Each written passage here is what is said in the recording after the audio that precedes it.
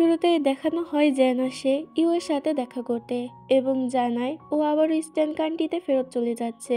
তবে এটা শুনে ইউ তো আরো বেশি রেগে যায় এবং ওর মনটাও খারাপ হয়ে যায়। ইউ বলে, তুমি যেখানে ইচ্ছা সেখানে যাও, আমাকে কেন বলতে এসেছো? এটা বলে ওখান থেকে বেরিয়ে আসে এবং মন খারাপ করে একটি জায়গায় দাঁড়িয়ে থাকে। জানা সময় নষ্ট না করে সেই দিন রাতেই সঙ্গের সাথে দেখা করতে যায় এবং ওকে বলে ও আবার ইস্টার্ন কান্ট্রিতে ফেরত যাচ্ছে। সং খুশি হয়ে বলে, এটা তো ভালো কথা, তুমি আবারও নিজের স্বপ্ন পূরণ করতে পারবে। এরপর দুজনে হোটেলে চলে আসে। কালকে সঙ্গের মায়ের সাথে সং জ্যানকে দেখা করাবে, তবে এখানে অনেক বেশি নার্ভাস ছিল। যেটাতে জ্যান বলে, কেন তোমার মা কি আমাকে পছন্দ করবে না? সং বলে, ব্যাপারটা এরকম নয়, আমার মা আমাকেই পছন্দ করে না। জ্যান জিজ্ঞাসা করে, এটা কেন? সং তখন নিজের ছোটবেলার কথা বলতে শুরু করে যে যখন সং অনেক বেশি ছোট ছিল তখনই ওর বাবা আরেকটি বিয়ে করে নিয়ে আসে, সাথে ওর সৎ বোনও ছিল। এটা দেখে সং এর মা তো অনেক বেশি অবাক হয়ে যায় এবং সংকে নিয়ে সেখান থেকে চলে যেতে চায়। তবে সং এর বাবা সংকে এখান থেকে কিছুতেই নিয়ে যেতে দেবে না। সং এর মাকে জোর করে ডিভোর্স পেপারে সই করিয়ে সেখান থেকে বের করে দেয়। এটা বলতে বলতেই সং অনেকটা ইমোশনাল হয়ে গিয়েছিল। জ্যান ওকে জড়িয়ে ধরে এবং মন খারাপ করতে নিষেধ করে। জ্যান বলে, তুমি যেখানেই থাকো না কেন, তোমার মার কাছে থাকো বা বাবার কাছে থাকো, আমি তো সবসময় তোমার পাশেই থাকবো। এটা বলে ও ওকে কিস করে, যেটাতে সং এর মন একটু ভালো হয়। পরের দিন সং নিজের মায়ের সাথে জানকে দেখা করাতে নিয়ে যায়। সং অনেকটা ভয় ছিল যে ওর মা জানকে আবার কিছু না বলে বসে। তবে অবাক করে দিয়ে জানের আচার আচরণ এবং কথা শুনে সং এর মা মনে মনে অনেকটা ইমপ্রেস হয়। এরপর যখন তিনি ওয়াশরুমে যায় তখন সেখানে সং আসে, জিজ্ঞাসা করে জ্যানকে তার কাছে কেমন লেগেছে। এতে সং এর মা বলে, ভালোই আছে, কিন্তু তুমি এখনো ছোট, এই কারণে আরো কয়েক বছর তাকে অবজার্ভ করো, দেখো সে আদৌ ভালো কিনা। আমি তো মেনে নিয়েছি, কিন্তু তোমার বাবা মানবে কিনা এটাই সন্দেহ। সং জিজ্ঞাসা করে, কিন্তু কেন? এটাতে সং এর মা বলে, তোমার বাবা চাইবে যে তুমি একজন ধনী লোকের সাথে বিয়ে করো, কিন্তু জ্যান তো অতটাও বড় লোক না। এটা শুনে সং এর মন খারাপ হয়ে যায়। তবে যাই হয়ে যাক না কেন, ও তো জ্যানকে কখনোই ছাড়বে না। এরপর সেখান থেকে সং এর মা চলে যেতে থাকে, যেটা দেখে সং তখন জ্যানের কাছে চলে যায়। সং এর মা পিছন ফিরে ওদের দুজনকে দেখতে পায়। সং এটা দেখে জ্যানের আরো কাছে চলে যায়। এটা দেখে সং এর মা সেখান থেকে কিছু না বলেই চলে যায়। মেলবেট হচ্ছে সবচেয়ে বিশ্বস্ত বুক মেকার, জুভেন্টাস এবং লা লিগার এএফ এর অফিসিয়াল পার্টনার। খুব শীঘ্রই ইন্ডিয়ান প্রিমিয়ার লিগ শুরু হতে চলেছে এবং এটি সবচেয়ে বড় সুযোগ আপনার প্রিয় দলকে সমর্থন করার। এই অ্যাপে আপনি cricket, football, tennis live match দেখতে এবং তাদের স্কোর ভবিষ্যৎবাণী করে সহজে অর্থ উপার্জন করতে পারবেন। সেই সাথে বিএমডব্লিউ গাড়ি, আইফোন, ল্যাপটপ এবং আরও অনেক নগদ পুরস্কার জেতারও সুযোগ রয়েছে। এই অ্যাপটিতে আপনি crush, crystal, under and over 21 ইত্যাদি গেম খেলে সহজেই আয় করতে পারবেন। সাইন আপ করার সময় আমার প্রোমো কোড জুহিওয়ান ব্যবহার করে আপনার প্রথম জমাতেই $130 পর্যন্ত পান। আপনি বিকাশ, নগদ, ব্যাংক, ক্রিপ্টো, পেপাল এবং অন্যান্য সহজ পদ্ধতির মাধ্যমে সহজেই আপনার জেতা টাকা তুলতে পারবেন। এখানে আপনি 24 ঘন্টা 7 দিন গ্রাহক সহায়তা পাবেন। তাই এখনই পিন কমেন্টের লিংক ব্যবহার করে রেজিস্ট্রেশন করুন অথবা গুগলে মেলবেট সার্চ করে রেজিস্ট্রেশন করুন। আর হ্যাঁ, রেজিস্ট্রেশনের সময় আমার প্রোমো কোড জুহিয়ন ব্যবহার করে প্রথম ডিপোজিটে $130 পর্যন্ত পান।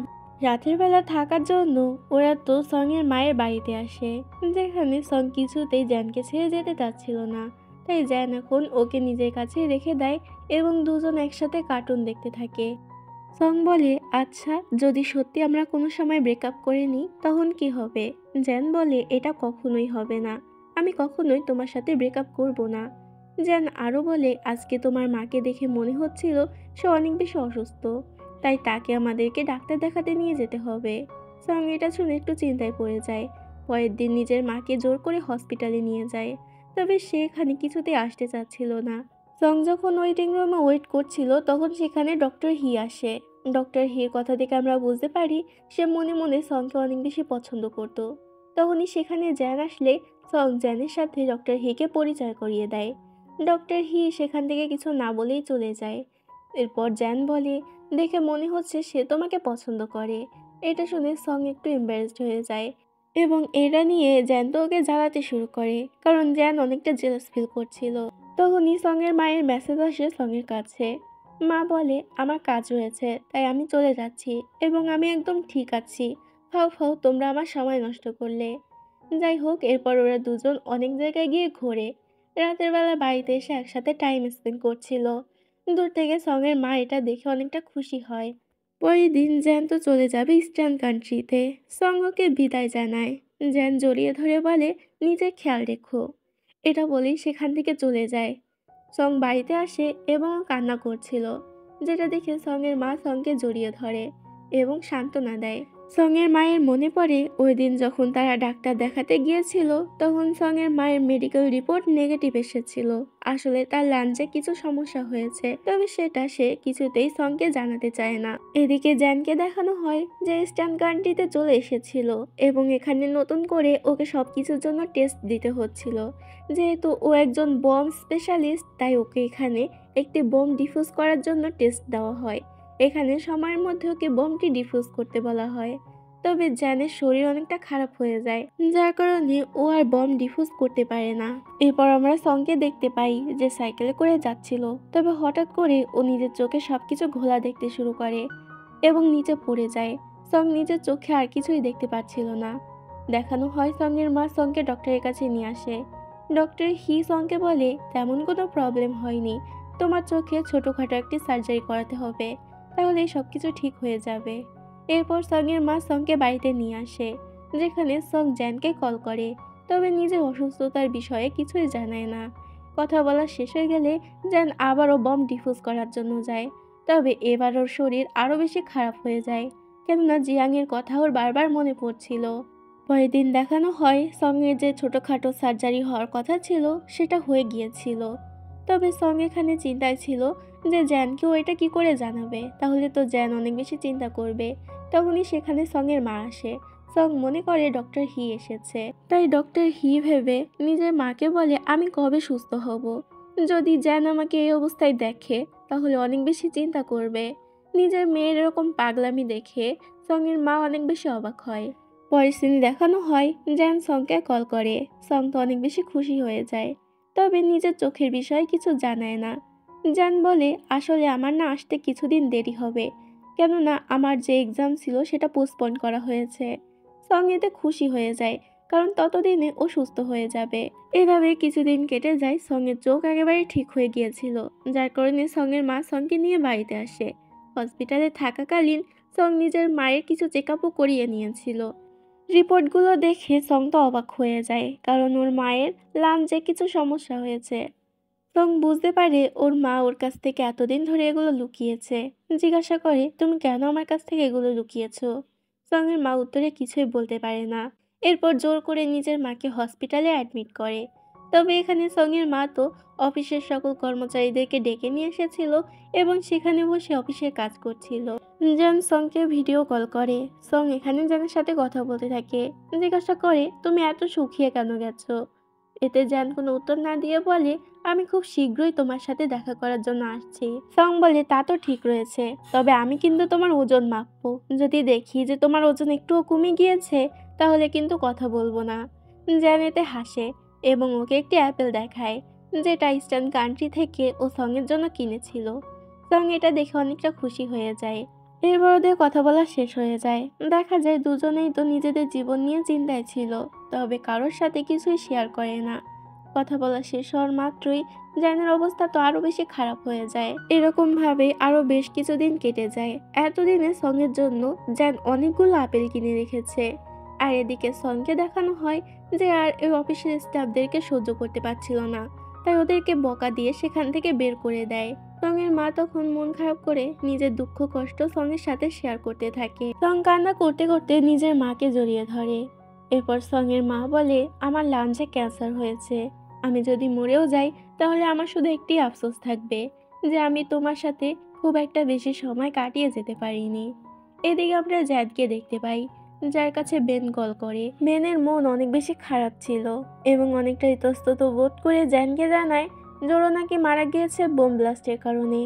এবার এটা শুনে জ্যান আর কিছুই বলতে পারে না, ফোন কেটে দেয়। এমনিতেও তো জ্যানের অবস্থা খুব একটা ভালো ছিল না। জোরের কথা মনে করে ওর অবস্থা আবারও খারাপ হয়ে যায়।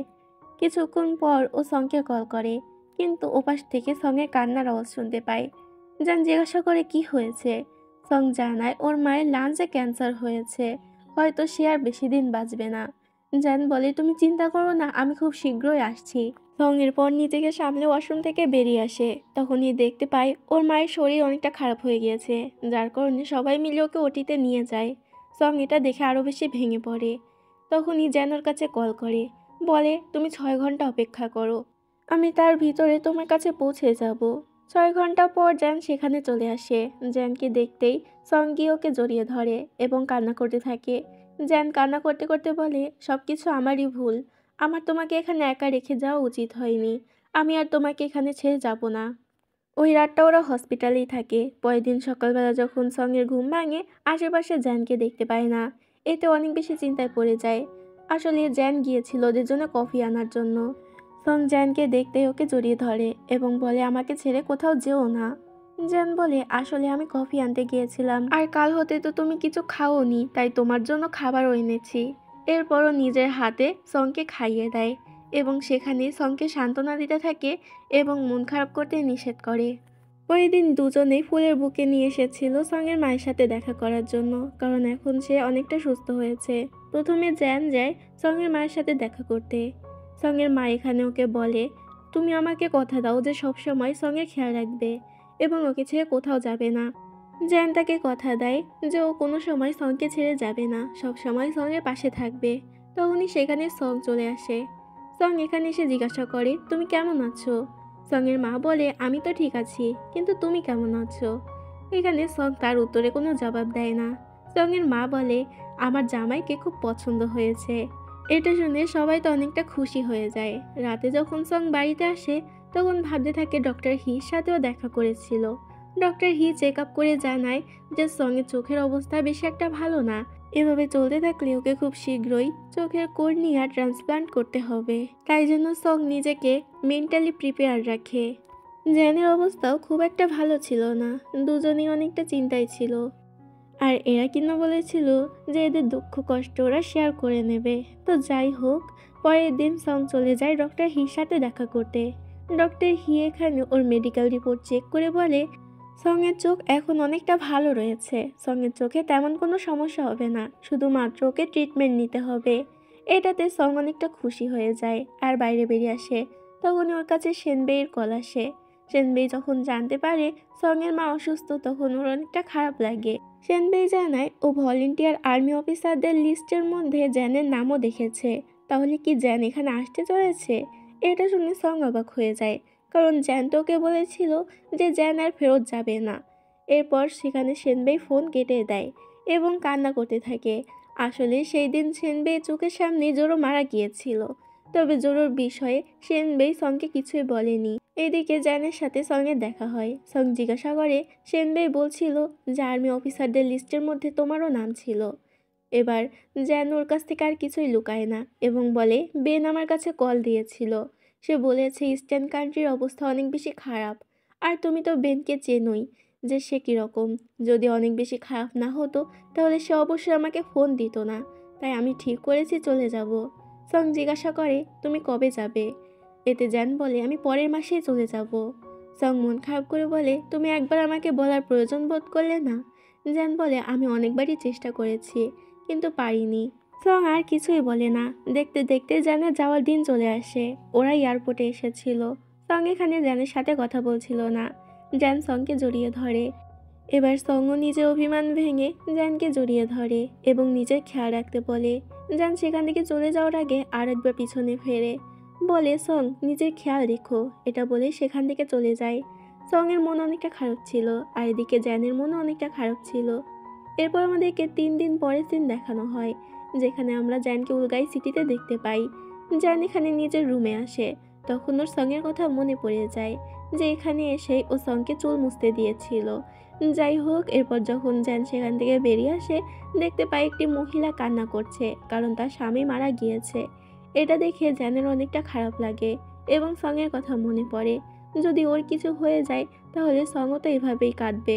এদিকে আমরা দেখতে পাই সঙের মা এখন বেশ সুস্থ হয়ে গিয়েছে, যার কারণে সং নিজের মাকে বাড়িতে নিয়ে আসে।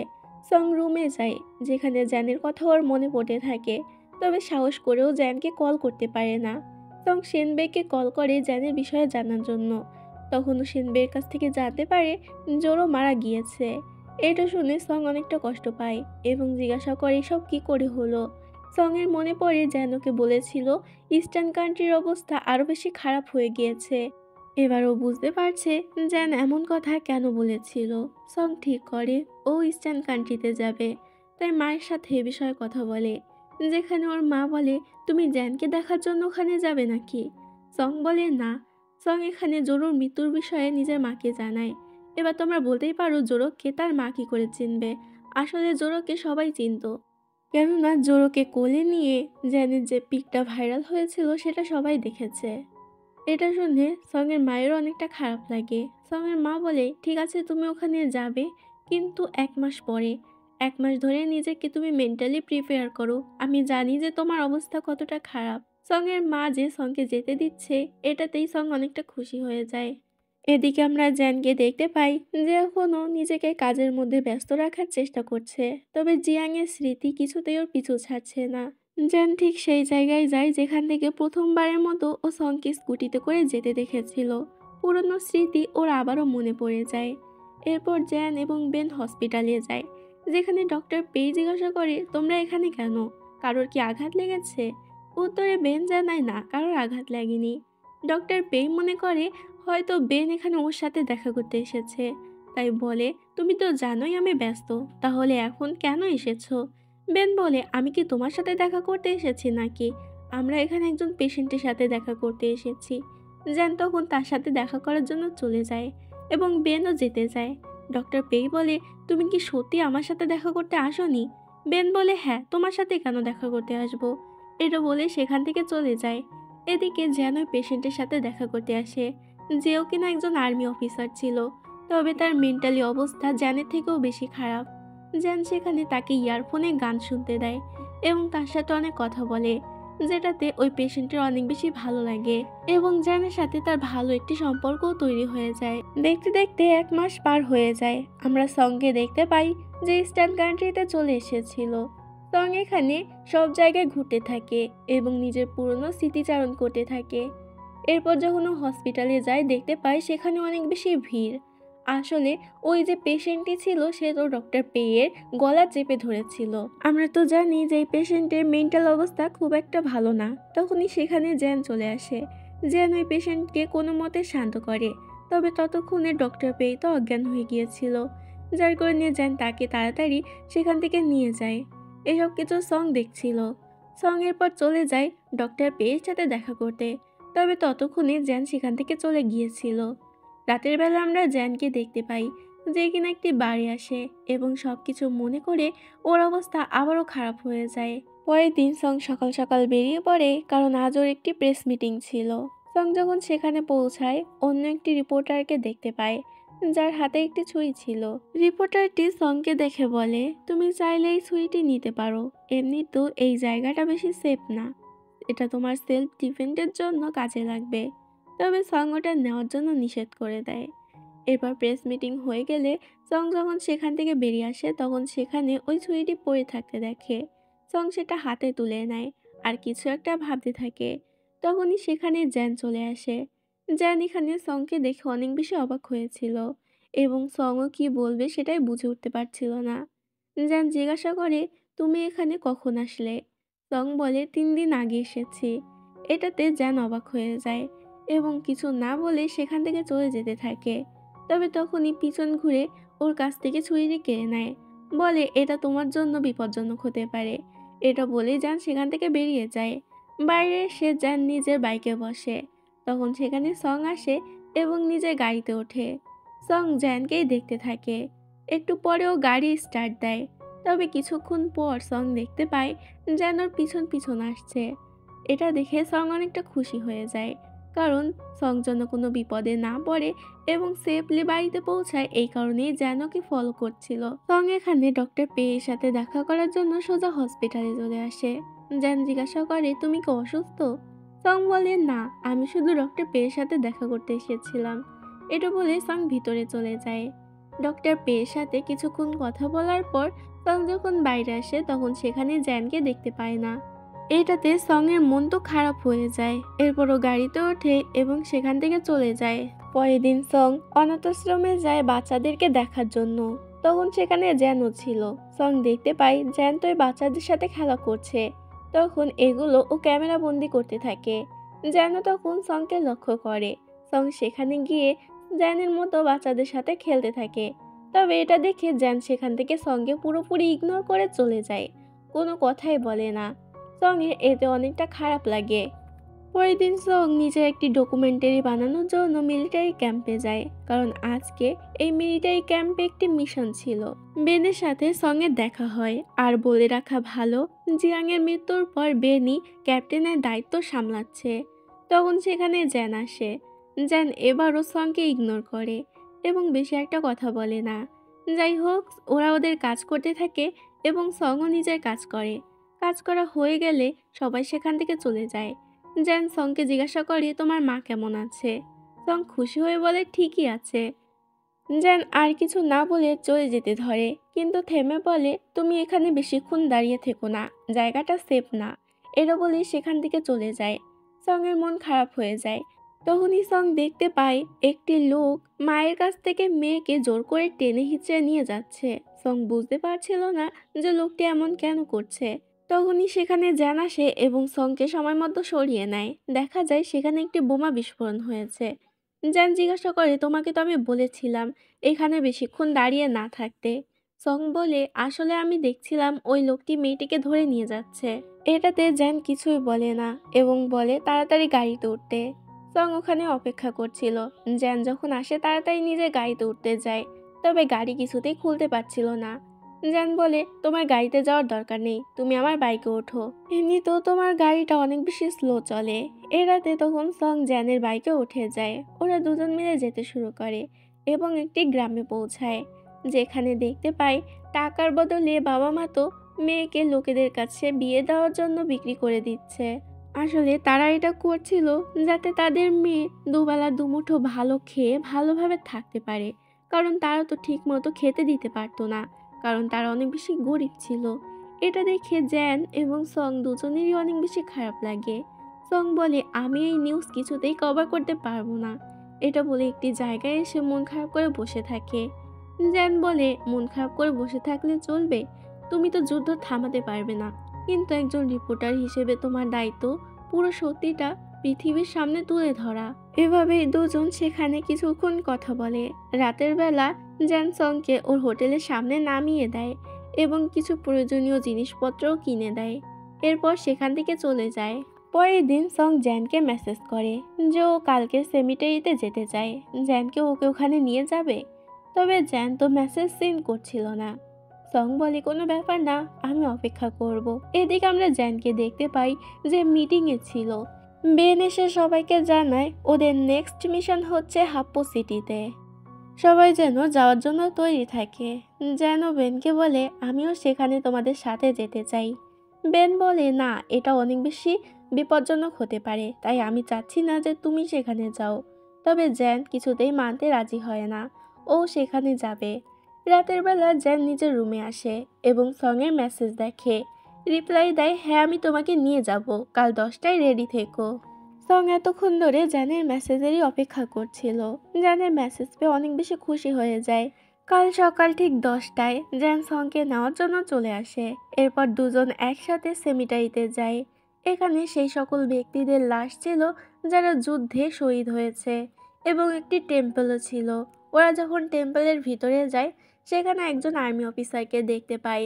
সে ওদের দুজনকে এখানকার হেড আর্মি অফিসারের সাথে দেখা করায়। ওই আর্মি অফিসার জ্যানকে আগে থেকেই চিনত। জ্যান এখানে সঙের সাথে তার পরিচয় করিয়ে দেয়। আর্মি অফিসার সঙকে এখানে দেখে অনেক বেশি খুশি হয়ে যায় যে এই সেই সাহসী রিপোর্টার। সে তো সঙকে স্যালুটও জানায়। এরপর জ্যানকে সেখানে একটু উপহার দেয়। আর্মি অফিসার সঙ্গে জানায়, জ্যান তো আমাদের এখানকার হিরো। তুমি কি জানো, কয়েকদিন আগেও আমাদের এখানে কেউ আসতে পারতো না, কারণ এখানে প্রতিটা জায়গায় মাইন বোমা পোতাচ্ছিল।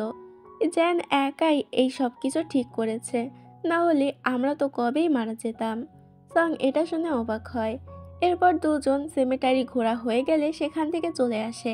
হোটেলের সামনে পৌঁছাতে সং দেখতে পায় সবাই মিলে তাড়াহুড়ো করে কোথায় যাচ্ছে। একটি লোককে জিজ্ঞাসা করলে জানতে পারে এখানে নাকি একজন আর্মি অফিসারের বিয়ে, যার কারণে সবাইকে দাওয়াত দেওয়া হয়েছে। এমনকি সবাই চাইলে ওখানে যেতে পারে। জ্যান জিজ্ঞাসা করে তুমি ওকে সেখানে যেতে চাও? সং বলে হ্যাঁ, আমি সেখানে গিয়ে অনেক ছবি তুলতে চাই। যে রাতে জ্যান সেখানে সংকে নিয়ে যায়, তখনই সেখানে চলে আসে আজকের বিয়ের গ্রুম, যার নাম হচ্ছে মর্গান। মর্গান ওদের দুজনকে বিয়েতে স্বাগত জানায়। এরপর সং সেখানে অনেকগুলো ছবি তোলে। সং জ্যানকে বলে এই ধরনের বিয়েগুলো আমার অনেক বেশি পছন্দ। না কোনো ফর্মালিটিস আছে, না কোনো নীতি নিয়ম আছে, এখানে শুধু আনন্দ আর আনন্দ। জ্যান বলে আমি জানি যে তোমার এই বিয়েগুলো অনেক বেশি পছন্দ। সং মনে মনে বলে আমাদেরও যে কবে এভাবে বিয়ে হবে কে জানে। এরপর বিয়ের অনুষ্ঠান শুরু হয়ে যায়। অনেক ধুমধাম ভাবেই মর্গানের বিয়ে সেখানে কমপ্লিট হয়। সং জ্যানকে জিজ্ঞাসা করে তুমি ওকে মর্গানের জায়গায় হলে এরকম ভাবে বিয়ে করতে?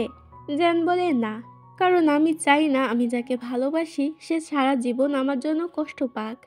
আসলে জ্যান এটাই মনে করছে যদি ওর কিছু হয়ে যায় তাহলে তো সং অনেক বেশি কষ্ট পাবে। এই কারণেও সংকে ইগনোর করছে। তবে সং তো এই বিষয়ে কিছুই জানতো না। সং এর মন অনেকটা খারাপ হয়ে যায় এবং সেখান থেকে চলে যায় ওদের ছবি তোলার জন্য। যখনই পিছনে ঘুরে দেখতে পায় অনেকগুলো মেয়ে জ্যানের সাথে কথা বলছে, এটা দেখে ওর তো অনেক বেশি খারাপ লাগে। সং সেখান থেকে মন খারাপ করে আরেকটি জায়গায় চলে আসে এবং জ্যানের বিষয়ে ভাবতে থাকে। ঠিক তখনই ও নিজের চোখে সবকিছু ঘোলা দেখতে থাকে, এমনকি ও ঠিকভাবে দাঁড়াতেও পারছিল না। তখনই সেখানে জ্যান আসে। জ্যান সেখান থেকে সংকে নিয়ে আসে এবং বলে তুমি আমাকে না বলে কেন এখানে চলে এসেছো? সং বলে আমি তো দেখছিলাম যে তুমি ওই মেয়েদের সাথে বিজি ছিলে, এ কারণে তোমাকে ডিস্টার্ব করিনি। জ্যান হেসে বলে তুমি কি জেলাস হচ্ছিলে? সং এর কোনো উত্তর দিতে পারে না। জ্যান বলে আচ্ছা তুমি কেন জেলাস হবে, আমি তো তোমার শুধুমাত্র এক্স বয়ফ্রেন্ড হই। সং অবাক হয়ে জিজ্ঞাসা করে এক্স বয়ফ্রেন্ড? জ্যান বলে হ্যাঁ, আমাদের তো ব্রেকআপ হয়ে গিয়েছে, তুমি কেনই বা আমার জন্য জেলাস ফিল করতে যাবে? সং বলে হ্যাঁ, আমি সত্যিই জেলাস ফিল করছিলাম। জ্যান এখানে ওকে বলে তবে অনেক দেরি হয়ে গিয়েছে, আমি হপ্পো সিটিতে চলে যাচ্ছি। সং বলে ওখানে অনেক বেশি বিপদ, তুমি ওখানে যেও না। জ্যান বলে তুমি আমাকে নিয়ে চিন্তা করো না, আমি ঠিকই তোমার জন্য হলেও সেফ থাকবো। এটা বলেই জ্যান সেখান থেকে ওকে বাই বলে চলে যায়। সং এর পর পিছু পিছু আসলো, ততক্ষণে জ্যান সেখান থেকে চলে গিয়েছিল। ডক্টর পেয়ের সাথে সঙ্গে দেখা হয়, যেখান থেকে জানতে পারে ডক্টর পেইর হসপিটালের একজন নার্স নাকি অনেক বেশি পছন্দ করতো জ্যানকে। এমনকি সে তো একবার ইনভাইটও করেছিল জ্যানকে, কিন্তু জ্যান তাকে রিজেক্ট করেছে আর বলেছে জ্যান নাকি অন্য একজনকে ভালোবাসে আর আমি জানি সেটা তুমি। এটা শুনে সং মনে মনে অনেকটা খুশি হয়। কথায় কথায় সং জানতে পারে যে ডক্টর পেও নাকি হাপ্পো সিটিতে যাবে, তাই তখন বলে আমিও তোমার সাথে যেতে চাই। ডক্টর পে এতে রাজি হয়ে যায়। এরপর আমাদেরকে পরের দিনের সিন দেখানো হয়, যেখানে শহরে একটি বোম ব্লাস্ট হয়েছিল, সবাই ছোটাছুটি করছিল। ডক্টর পেই সেখানে ছিল। সং সেখানে এসে ডক্টর পেইকে বলে আমি তোমাকে সাহায্য করতে চাই। এরপর ও ডাক্তারদের হাতে হাতে কাজ করতে থাকে। তখনই সেখানে ওই টেম্পলের অফিসারটি চলে আসে। এখানে উনি সং এর সাথে কথা বলে। তখনই দেখা যায় আশেপাশের লোকরা মোবাইলে মনোযোগ দিয়ে কি যেন দেখছে। ডক্টর পেই তাড়াতাড়ি মোবাইল নিয়ে আসে সং এর কাছে এবং দেখায় যে আতঙ্কবাদীরা ওই সেমেটারিতে গিয়েছে এবং সেখানে গিয়ে যে একটি আর্মি অফিসার ছিল তাকে বন্দি করে নিয়েছে। ওরা বলতে থাকে যদি তোমরা আমাদের লিডার আর্কিকে না ছাড়ো তাহলে আমরা এই অফিসারকে মেরে ফেলবো, এমনকি পুরো শহর ধ্বংস করে দেব। এবার এই ভিডিও জানের টিমেরাও দেখছিল। ওরা ঠিক করে যে করে হোক ওই আর্মি অফিসারকে ওরা বাঁচাবে, তাই নিজেদের মধ্যে প্ল্যান করতে থাকে। ততক্ষণে সেখানে ওই আর্মি অফিসার সং এবং ডক্টর পেইকেও নিয়ে এসেছিল। বাই সংকে বলে এখন ভিতরে ওরা সবাই মিটিং করছে, তাই এখন জ্যানকে ডিস্টার্ব করা তোমার উচিত হবে না। সং বলে আচ্ছা ঠিক আছে। সবাই মিলে তখন নিজেদের মিশনে নেমে পড়ে। সং দূর থেকে নিজের ক্যামেরা দিয়ে সবকিছু দেখছিল। মুহূর্তের মধ্যে সেখানে গোলাগুলি শুরু হয়ে যায় এবং সেখানে পদে পদে আতঙ্কবাদীরা মাইন বোমা পুঁতে রেখেছিল, যার কারণে অনেকে আহত হতে থাকে। এতে জ্যানের অবস্থাও খারাপ হয়ে যায়। জ্যান কোনো মতে সেখান থেকে উঠে যেতে গেলে একটি বোম ব্লাস্ট হয় এবং সেখানেই পড়ে যায়। এটা আবার দূর থেকে সং দেখতে পায়। জ্যানের মনে পড়ে সংকেও কথা দিয়েছিল যে করেই হোক ও সেফ থাকবে সনের জন্য হলেও, তাই তাড়াতাড়ি সেখান থেকে ওঠে। এটা দেখে সং খুশি হয়ে যায়। এরপর জ্যান নিজের টিমকে নিয়ে সেই টেম্পলের ভিতরে প্রবেশ করে এবং লোকদেরকে মেরে ওই আর্মি অফিসারকে উদ্ধার করে নেয়। কিছুক্ষণ পর সেখানে যুদ্ধ থেমে যায়। যারা আহত হয়েছিল তাদেরকে হসপিটালে নিয়ে যাওয়া হচ্ছিল। জ্যান তো এখানে সংকেই খুঁজতে থাকে, আর এদিকে সংও জ্যানকে খুঁজছিল, তবে কেউই কাউকে খুঁজে পায় না। জ্যান সেই জায়গায় আসে যেখানে ও দেখতে পায় সঙ্গের ক্যামেরাটি পড়ে আছে। এটা দেখে জ্যান সেখানেই বসে পড়ে এবং অনেক বেশি দুর্বল থাকার কারণে সেখানেই ঘুমিয়ে পড়ে। কিছুক্ষণ পর সেখানে চলে আসে সং। সং সেখানে এসে জ্যানের পাশে বসে এবং এখানেই আমাদের আজকের পার্টটি শেষ হয়ে যায়। আমি জানি অনেক লেট করে দিয়েছি, তাই আমি চেষ্টা করব যে লাস্ট পার্টটা খুব তাড়াতাড়ি দেওয়ার জন্য। এরপরে লাস্ট পার্ট আসবে, তাই তোমাদের আর বেশি দিন অপেক্ষা করতে হবে না।